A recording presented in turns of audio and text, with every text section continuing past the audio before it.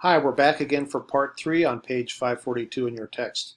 In 1991, Chinese leaders introduced the Patriotic Educational Campaign, recalling Japanese World War II atrocities and indignities of foreign invasion after 1840. The government no longer focused on attainment of communism as the clear goal. The government derived its legitimacy to rule from its delivery of economic growth and national greatness.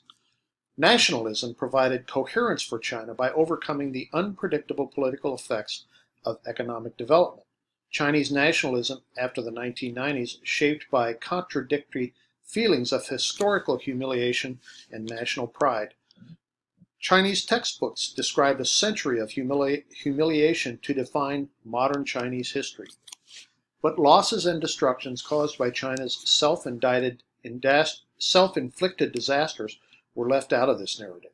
To be a great power would make up for the humiliation of the past.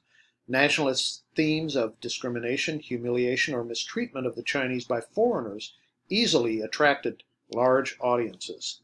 Most sensual was China can say no, 中国可以说不.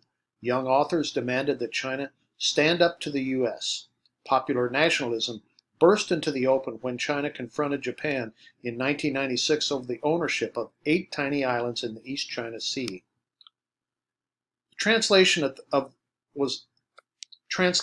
top of the book cover: when China says no, it is not to drive conflict, but to drive dialogue on a more equal footing. This results in surprising support from many fronts, including Taiwan, Hong Kong, and overseas Chinese in San Francisco.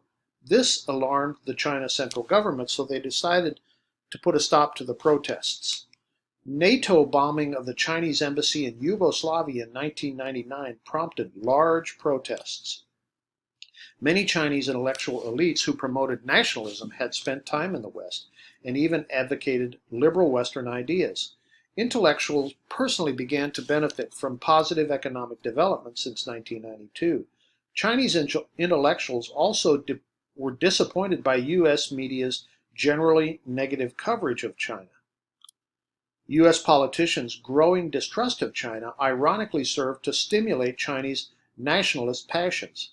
Author Wang Shuo became China's most popular yet rebellious writer. Wang's book, Please Don't Call Me Human, was about a pedicab driver who wins an athletic self-humiliation competition where he wins by repeatedly beating himself in the face.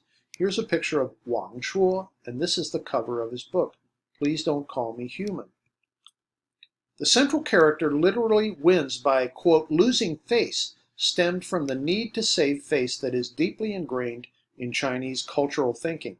China cut the fixed investment as a share of GDP rate to give the economy space to breathe and allow consumption to increase. In China's booming market economy, China became the workshop of the world. Here's a picture of a shoe factory and stitching. Those are an example of the workshop of the world.